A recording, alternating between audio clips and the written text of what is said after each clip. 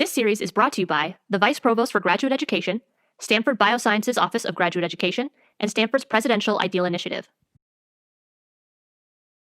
I started off undergrad pretty convinced that I was going to go to medical school. And I started off as a pre-med biology major. Um, and I went to a smaller Cal State University. So I went to Cal State University of San Bernardino. And so it was a little bit harder to find certain research opportunities, but I figured that trying to get into medical school, I should try to do some research. And once I got into the realm of research is when I started realizing how cool it was. And we only had a general bio major, so I stuck with general bio, but ultimately I took a neurobiology class that led me into my interest in neuroscience.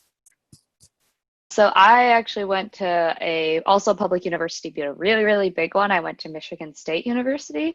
And so Michigan State I also actually kind of had a similar path. I also was really convinced that I wanted to do pre-med, and but we had more bio majors. So I actually did a genetics and genomics major. However, I was really interested in human biology and in doing research in humans and in human health and disease because I thought I wanted to be a pre-med.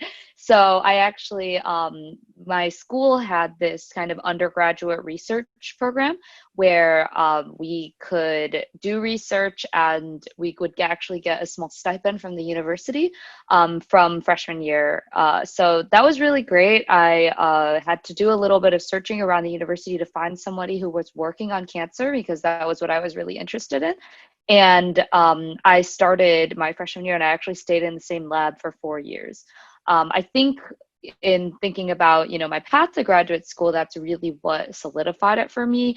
I think I learned more from what I did in lab than from most of the classes that I took in college, just because it was so much more challenging. And I had a really amazing graduate student mentor who was really there for me every step of the way and taught me pretty much everything I know. So when I finally came to the realization, I think it was my junior year that I'd taken the MCAT. Actually, I took the MCAT and I had done everything I needed to, but something just wasn't really clicking for me in terms of medical school. I couldn't really see myself following that path. I can't really say that it was like a day or a time where I was like, I can't do this anymore. But I think I kind of had to have like a heart to heart with myself and just say, okay, I'm just gonna take a step back and think about what I really want. And at that time, I don't think going to medical school was really what I wanted. So I actually was considering taking a gap year and doing a post-bac or something of the sort to really figure it out. And I think that's a really awesome option. Sometimes I look back and I wish I had done that instead of rushing straight into the grad school, because it can be a great way to just like really solidify that research is what you want to do. I think at the time I decided to, hey, just give it a shot. Why not just apply and see where it goes?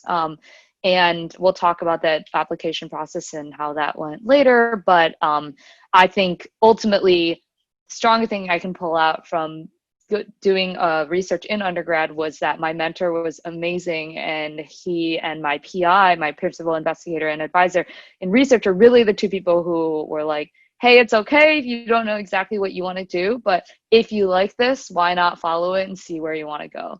So that's really what pushed me along this path.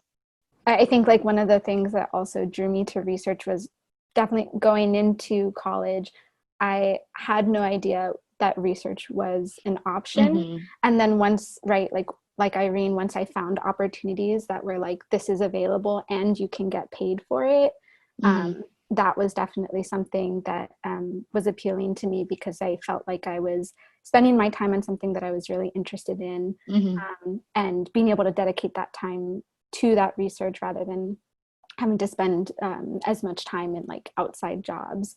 And definitely the same thing for me. It was as I stayed in the lab that I was in my undergrad, my mentors really played a huge role in helping me learn and understand what it meant to pursue a PhD and to pursue research and what sorts of things you can do with that afterwards. And so that was a big part for me as well.